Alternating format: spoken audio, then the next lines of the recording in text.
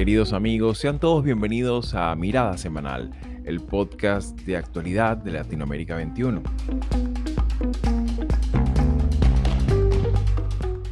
Como todos los domingos, analizaremos las principales noticias de la semana con el respaldo intelectual de Marisabel Puertarriera y Manuel Alcántara Sáez.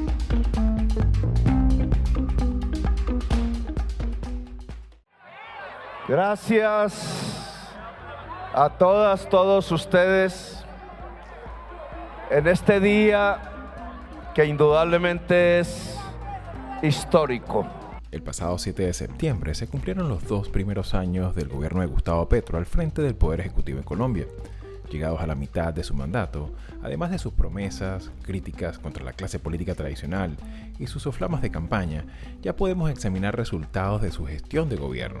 Si bien la ambiciosa agenda del llamado Gobierno del Cambio ha logrado posicionar importantes temas en la opinión pública nacional, durante esta primera mitad de mandato también destacan importantes dificultades de gobernabilidad, alta rotación ministerial, escándalos de corrupción y falta de coordinación entre los altos funcionarios. Gestiones que con el paso de los meses ha ido encadenando fricciones con gremios, periodistas, actores sociales y hasta con otros jefes de Estado. Para examinar in extenso estos 2 primeros años de gestión, contamos con la destacada participación de Jessica Lorena Vázquez, docente de la Universidad de Bogotá Jorge Tadeo Lozano e investigadora del Departamento de Ciencias Políticas y Relaciones Internacionales de la Universidad Nacional de Colombia, doctora en Estudios Latinoamericanos de la Universidad de Alcalá y actual presidenta de la Asociación Latinoamericana de Ciencia Política.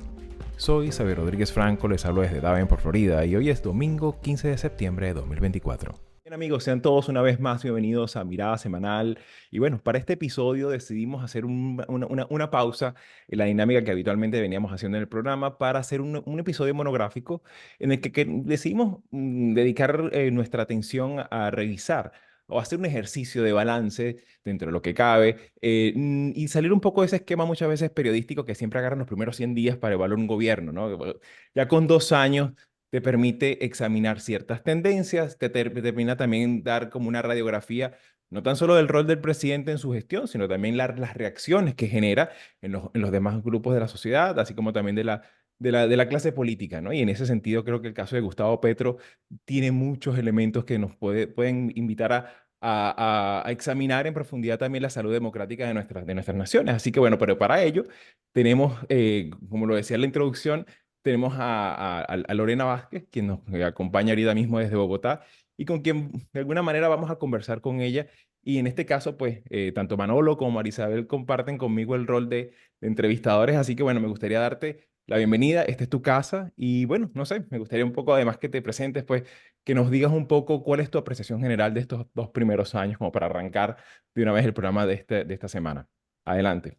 Bueno, pues en primer lugar, muchísimas gracias, Xavier, por tu invitación. Muchas gracias a Manuel por hacer posible que hoy esté aquí y pues un gusto también conocer a María. He visto el podcast, su página de YouTube, así que pues un gusto en serio estar aquí y bueno, poder conversar de un gobierno que ha sido...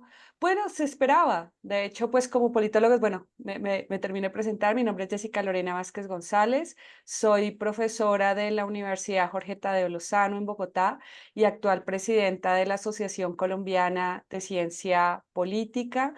Y bueno, pues nada, en relación a tu pregunta, pues creo que como politólogos, más que como ciudadanos, porque aquí estamos como politólogos, sabíamos que iba a ser un gobierno retador, primero porque es el primer gobierno pues progresista de izquierda en Colombia a nivel nacional, con una agenda y unos compromisos claros con unos movimientos sociales, porque además recordemos que este gobierno pues no nace de un partido como tal, un partido de izquierda, sino es más como un paraguas que aglutina diferentes movimientos, unos movimientos pues que venían con unas agendas claras. am, Tenemos el movimiento campesino, el movimiento indígena, el movimiento medioambiental, movimiento de mujeres, afro, por supuesto, que representa la vicepresidenta y bueno, seguramente muchos más que tenían pues agendas, algunos como mencionaba el actual presidente en su posesión, agendas históricas que se esperaba pues fueran pues a tener resultados con este gobierno. También veníamos de una agitación social importante que fueron digamos, las movilizaciones sociales 2019, 2020, 2021. Y en particular las del 2019, porque tuvimos esta pausa del 2020, y la del 2021, pues llevó digamos, estar contra las cuerdas al gobierno de Duque, de Iván Duque. Así que efectivamente veníamos una movilización social importante, también veníamos digamos, de una cierta deuda del gobierno de Duque frente a lo que había sido el acuerdo de paz, pues con unos compromisos importantes que para algunos sectores no estaban siendo un poco rescatados por ese gobierno.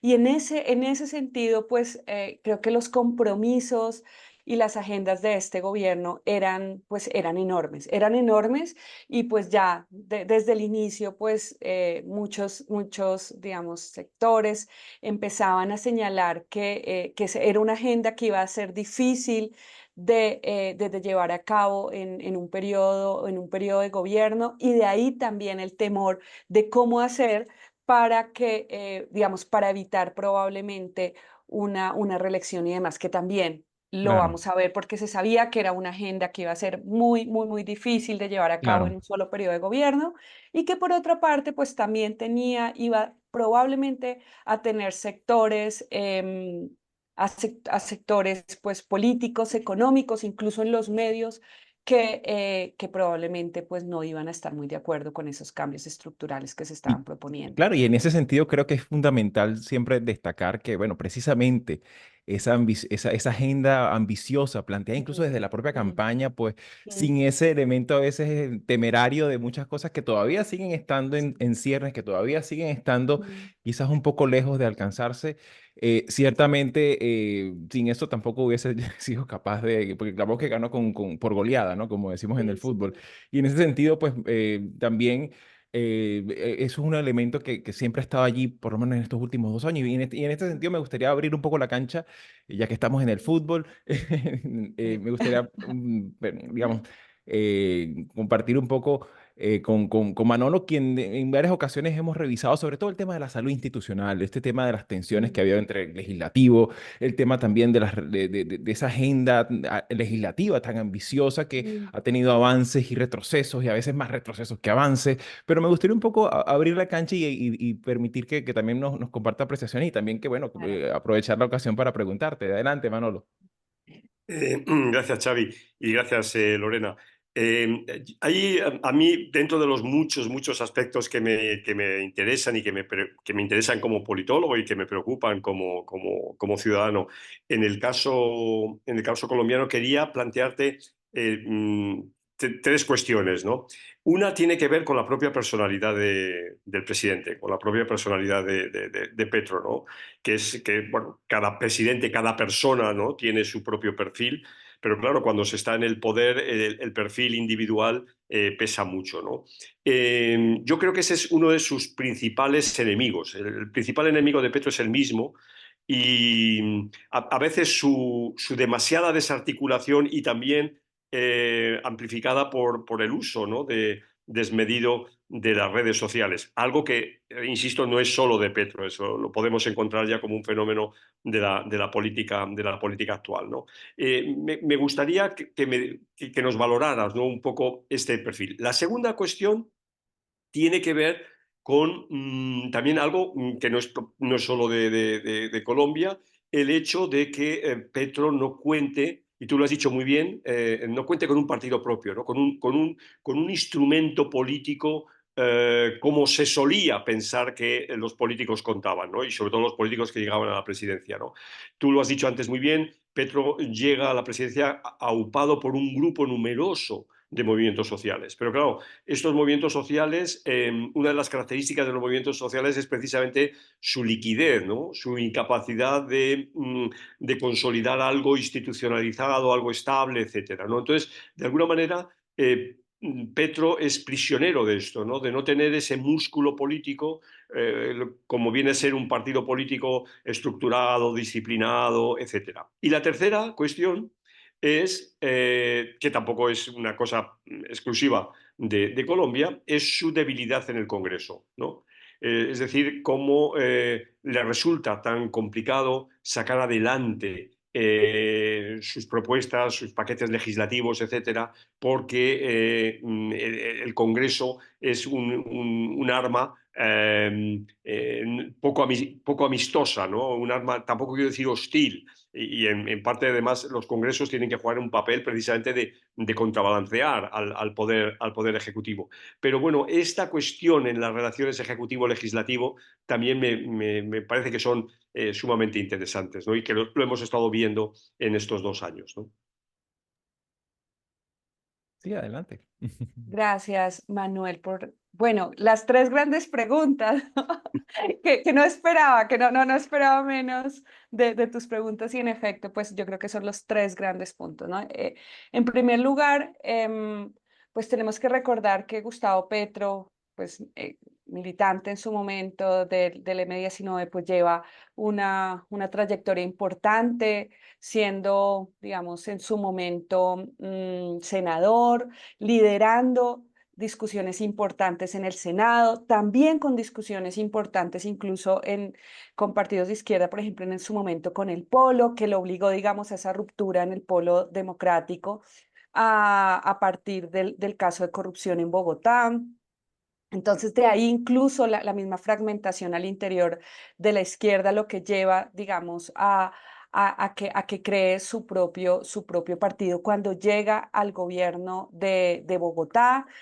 Ya en el gobierno de Bogotá, pues pudo evidenciarse las dificultades en el gobierno de Gustavo Petro, que creo que nos pueden dar pinceladas en la actualidad. En primer lugar, vinculado a su personalidad, como tú señalabas, Manuel, pues tenemos políticos pues que cada uno con sus características de personalidad pues le imprimen también lo que va a ser el derrotero de su gobierno y lo que vamos a encontrar en la personalidad de Gustavo Petro, pues primero es, y yo creo que podemos empezar por lo positivo y luego ir por las características negativas, pues primero su gran conocimiento del país, porque creo que es un conocimiento que se evidenció cuando era senador, que le llevó a tener estas discusiones importantes y que le llevó a que digamos, sectores sociales y después movimientos pues fueran agrupándose alrededor de esta figura con un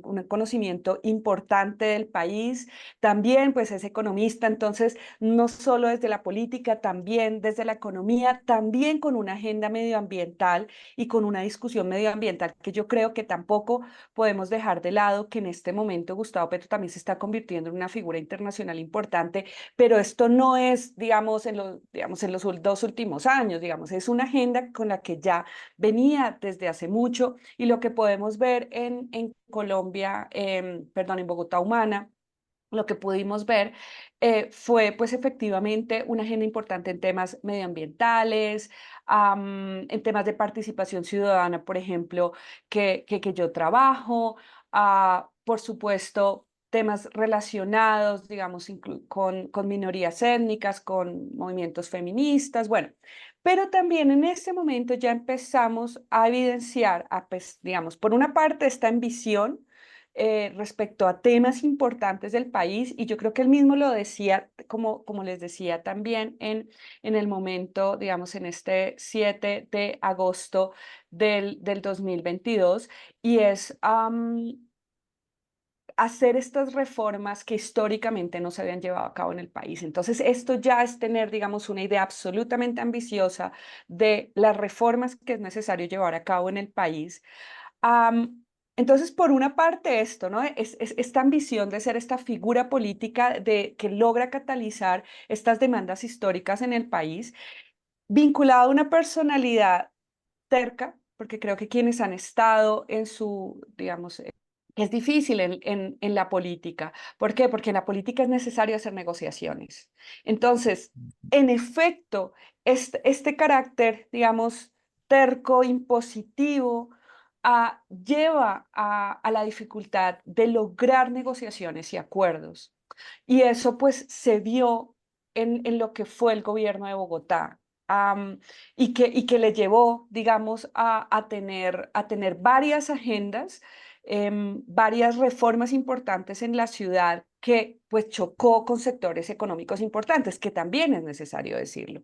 Digamos, hay sectores económicos importantes, como aquí sucedió con el tema de las basuras, con una dificultad ya del mismo de llevar a cabo acuerdos, negociaciones, y eso pues impuso como un cierto deadlock en la ciudad, ¿no? Ah, y eso era lo que se temía que sucediera digamos, cuando ya estuviera en el gobierno nacional, que creo que ha sido lo que ha pasado. ¿M? Claro, y que sin duda Entonces, alguna marca un poco ese ritmo, ¿no? Que por supuesto hemos documentado en varias ocasiones aquí en Mirada Semanal de esas tensiones, ¿no? Y sobre todo esa capacidad también que ha tenido en lo discursivo, como bien señalaba Manolo, de siempre tener como ese sospechoso habitual en el discurso, ¿no? Es que, bueno, es que la oligarquía no nos permite. Entonces, claro, es como también algo que de alguna manera dificulta la creación también de esos propios puentes, ¿no? Y que en ese sentido a veces también nos resuena con cosas que eventualmente también hemos evaluado en otros países. Y en ese sentido me gustaría también ah, incorporar en la conversación ok, a ok. Marisabel, porque precisamente también es inexorable incorporar ella que, bueno, se ha especializado durante tantos años con el tema también mediático, ¿no? Y cómo la política se mueve en los medios, sobre todo en los medios digitales de nuestro tiempo. Me gustaría también incorporarla a efectos de esta evaluación, ¿no? Así que adelante, Marisabel. Gracias, Xavi. De verdad que es un gusto tenerte en el podcast y Gracias. esperamos que no sea la única oportunidad que tengamos de conversar contigo, Por supuesto porque que no. Colombia es un tema para mí importante, forma parte de mi trabajo como investigadora. Eh, de hecho, en mi trabajo para VIDEM, el índice de la evaluación de democracia, yo codifico Venezuela y Colombia. De manera que para mí es sumamente valiosa esta conversación. Y precisamente quería mencionarte algunos aspectos. Lo que dice Xavi me interesa por lo de la diplomacia tuitera. Eso es también relevante, sobre todo en las actuales circunstancias. Pero yo quería además eh, conocer tu evaluación sobre esa agenda política del presidente Petro.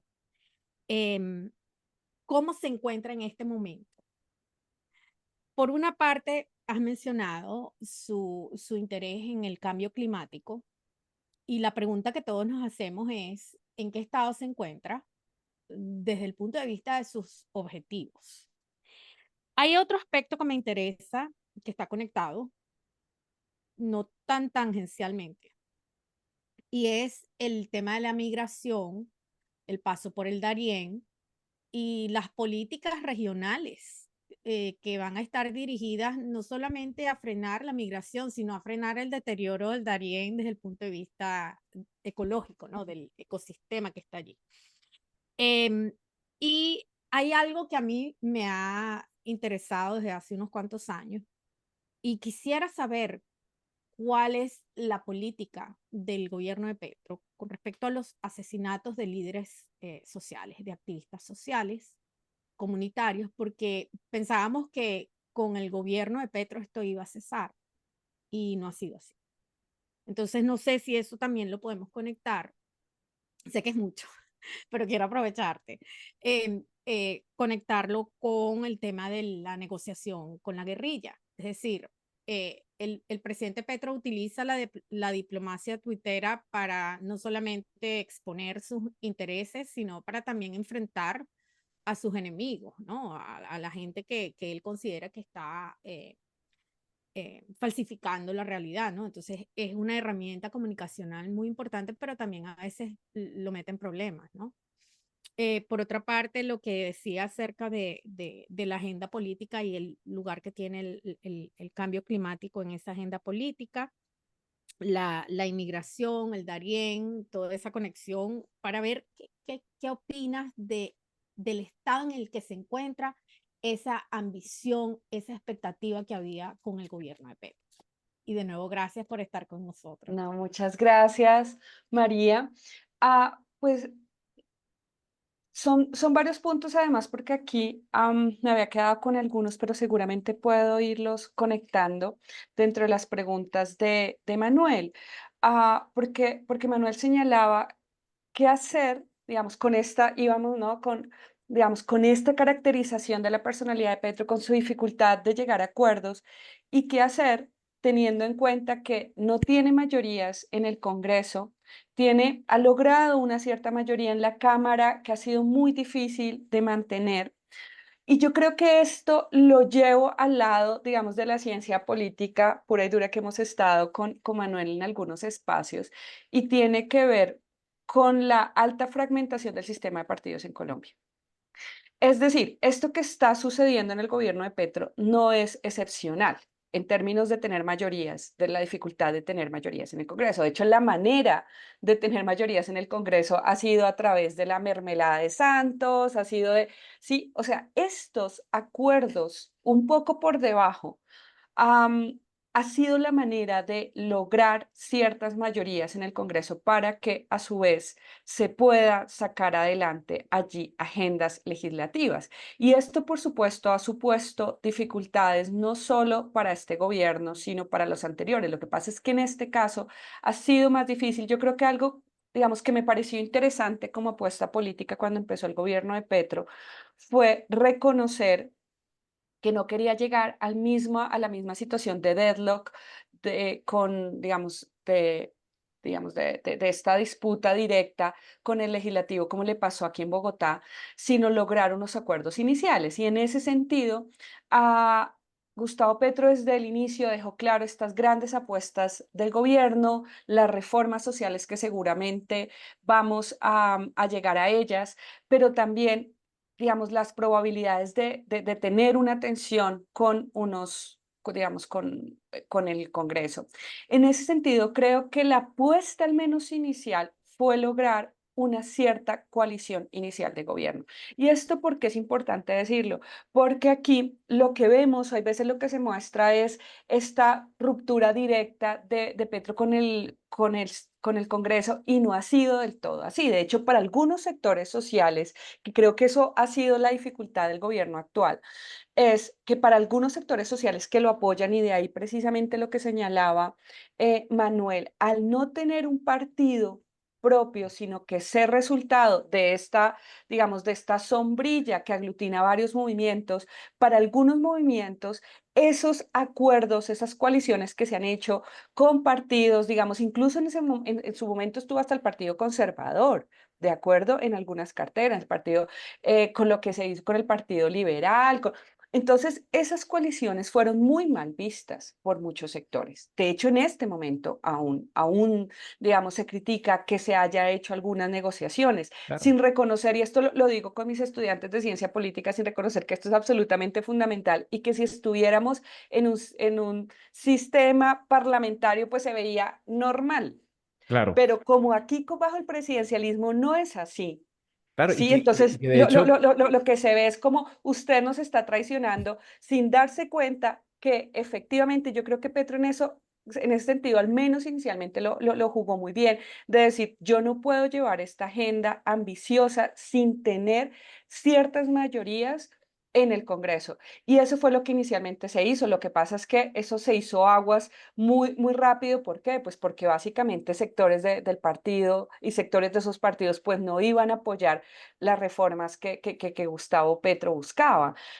Entonces yo creo que eso es lo que ha sido la dificultad pues básica de este gobierno, cómo llevar a cabo estas agendas ambiciosas que me permitan mantener esas bases sociales que votaron por mí y esos movimientos, pero por otra parte necesito mayorías en el Congreso que me permitan sacar esa agenda legislativa. Esa ha sido, digamos, la gran cuestión, y de ahí la necesidad de Gustavo Petro, primero, y eso lo vinculo con la pregunta de María, que no me olvidé de tu pregunta con el tema mediático. Porque ¿cuál es el sentido? De hecho, bueno, doy clase en una maestría en comunicación política que se llama Agendas Mediáticas Audiencias. Entonces, como te imaginarás, pues este es el gran tema que vemos, ¿no? Y es, primero, básicamente, yo a los estudiantes les muestro la experiencia del CIS en España, que bueno, con todas las críticas que hay, bueno, el CIS, ¿no? Del Centro de Investigaciones Sociológicas para conocer el estado de la opinión pública y con todas las críticas que se puede hacer, digamos, que se le han hecho últimamente, pero digamos, es absolutamente importante para conocer cuál es la opinión pública, ¿sí? Entonces, tenemos claro con el CIS qué es la opinión pública, también podemos tener claro cuál es la agenda mediática y cuál es la agenda política. Aquí, desafortunadamente, es difícil saber cuál es la opinión pública, porque los medios son los que contratan pues, digamos, aquellas firmas que hacen estas grandes encuestas y entonces vemos esta encuesta, pues, ¿quién la financia? Los medios.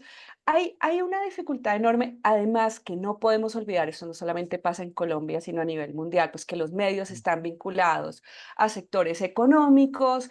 eh, y esto porque lo digo, pues por supuesto, para los medios también ha sido muy difícil porque seguramente los medios han intentado ver qué hacemos, no encontrar este punto medio, pero tenemos que reconocer también que algo que ya venía sucediendo, pero con este gobierno ha sido más difícil y es, digamos, la desconfianza de muchos sectores sociales que apoyan, digamos, a Gustavo Petro hacia los medios de comunicación. Claro.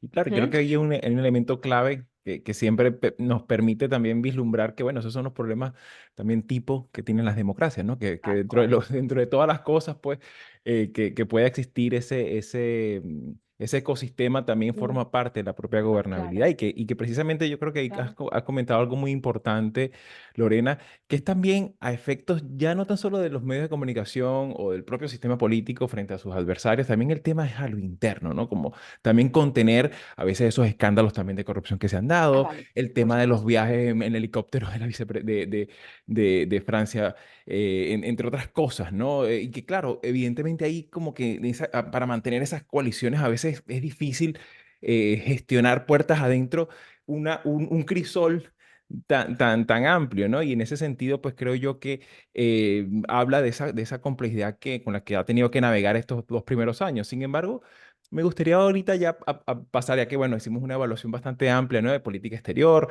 hicimos evaluación también ha sido bastante ambiciosa también la entrevista, pero me gustaría un poco, ya de cara a la última fase del programa, examinar un poco, bueno, ya conocido lo que se ha hecho, ¿qué elemento sería, a tu criterio, también estratégico de cara a los próximos 2 años, ¿no? Porque ciertamente en materia, por ejemplo, hay materias pendientes como la materia educativa, la materia laboral, hay aspectos que tienen que ver con el tema tributario, ha habido una ralentización de la inversión extranjera, o sea, hay algunos elementos que son muy importantes y que, bueno, sin duda alguna marcarán los próximos 2 años. ¿Cómo lo miras tú de cara a lo que viene?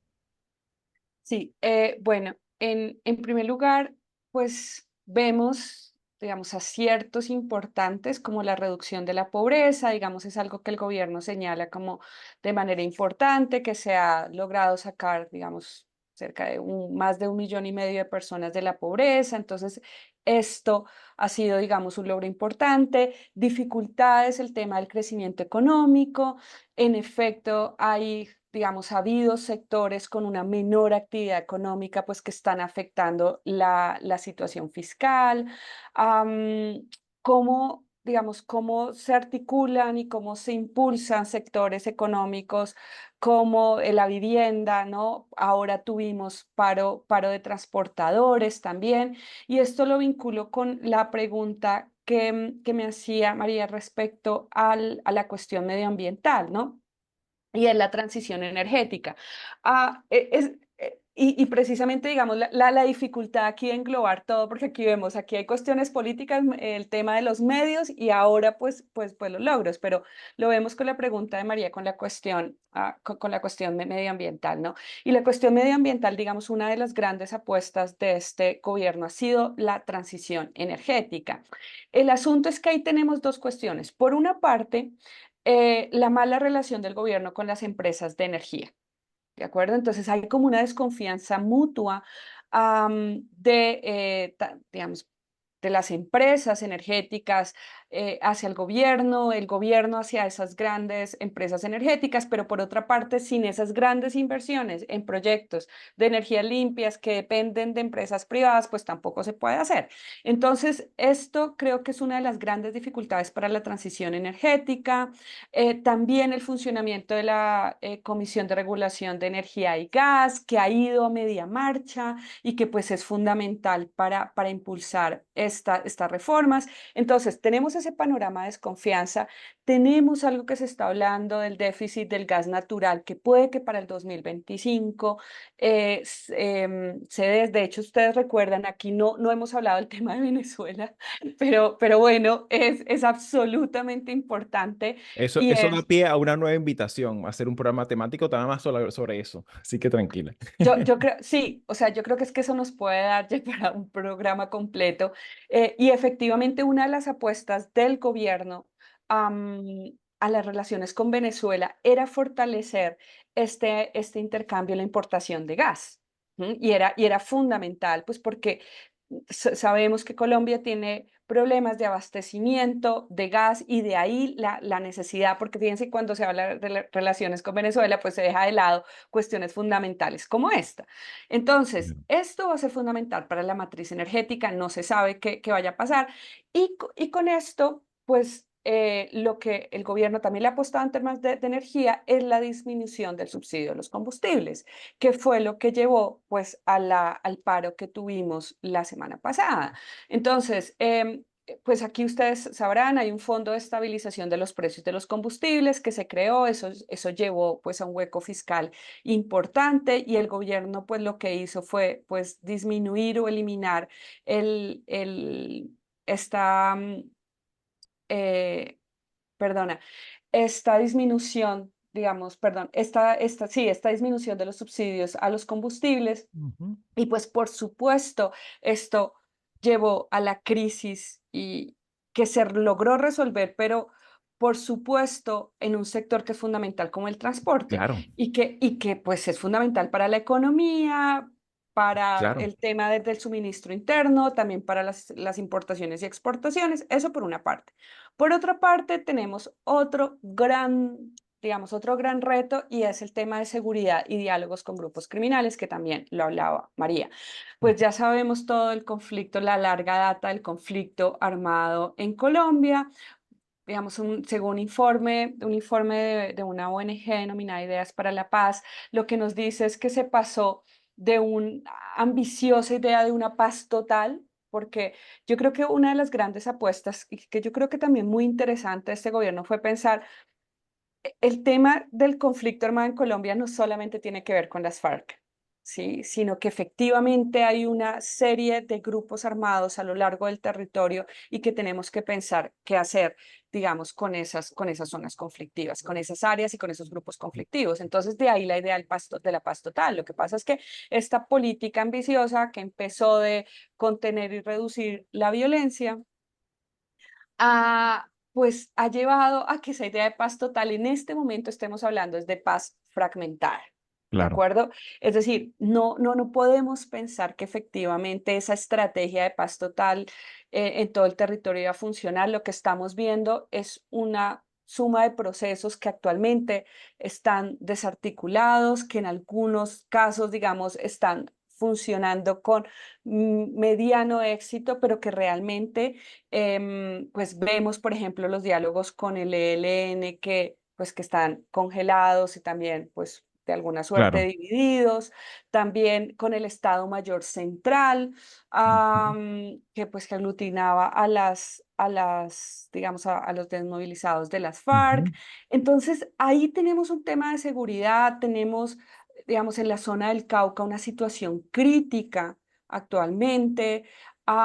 Y por otra parte, y ya con eso termino porque sé que tenemos muchas cuestiones, pero es el tema de las reformas. Ujú. Entonces, tenemos la reforma tributaria que logró salir de alguna manera, am, pero por otra parte, la reforma en salud que seguramente pues está empantanada.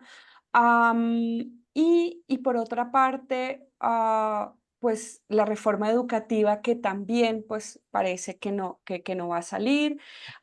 Entonces, en efecto, yo creo que el asunto con el gobierno es que tenía una agenda enorme y lo que evidenciamos en la actualidad es la dificultad, ¿no? En particular actualmente con la reforma. Claro. Bueno, y en ese sentido nos quedan 3 minutitos. Me gustaría Ay, lo siento. permitírselos a Manolo y a Marisabel para que den un par de comentarios finales. Creo que lo que a mí me queda claro de esta estupenda exposición que nos ha hecho em, Jessica Lorena es que el tema de la confección de las agendas antes de ser gobierno es extremadamente ambiciosa y una vez en el gobierno requiere de una capacidad de negociación, sobre todo a lo interno de una coalición tan diversa, y que esa coalición sea capaz de mantenerse, porque tú bien lo has dicho, en un panorama de un sistema de partidos tan fragmentado, esos intereses no siempre van a coincidir y es probable que sea más fácil unir esfuerzos para ganar una elección que luego mantener esos esfuerzos para llevar a cabo la agenda legislativa. Y ahí es donde yo creo que está quizás la debilidad para el presidente Petro y su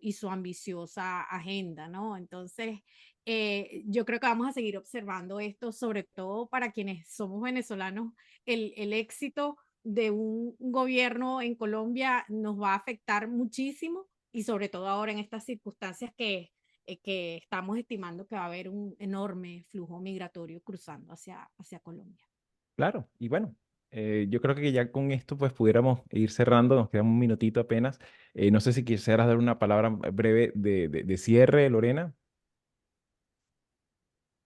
Bueno, no, pues muchas gracias por su invitación. Lamento, digamos que efectivamente son muchos elementos, muchísimos elementos. Además, pues por lo que veíamos, se trata de una agenda muy amplia. Seguramente tendremos más espacio para debatirlo y ojalá tengamos un espacio también para hablar específicamente de Venezuela, que yo creo que es el gran reto del actual gobierno y bueno, y pues el gran, digamos, el gran reto regional también. Exacto, eso iba a decir, no solo del gobierno, sino del gobierno colombiano, sino de toda la región, ¿no? Así Así es. es, así es. Y bueno, Gracias, mis Lorena. queridos, se nos ha echado un poquito el tiempo encima. Muchísimas gracias por tu tiempo. Esta es tu casa y muy Gracias. probablemente, con toda certeza, vamos a volver sobre muchos de estos temas de cara a estos 2 próximos años que se nos vienen en Colombia. Así que bueno, la invitación está abierta para una próxima oportunidad. Muchísimas Muchas gracias. gracias. Muchas Gracias y gracias, buena Javier. semana. Gracias. Si llegaste hasta aquí y te interesan estos temas, puedes ayudarnos a seguir haciendo estos vídeos dándole like, compartiendo, comentando y suscribiéndote al canal de YouTube de Latinoamérica 21. Puedes acceder también a todos nuestros episodios entrando en nuestra página web latinoamerica21.com/podcast y en las principales plataformas de audio. Subimos videos nuevos todas las semanas, así que nos veremos en Mirada Semanal muy pronto.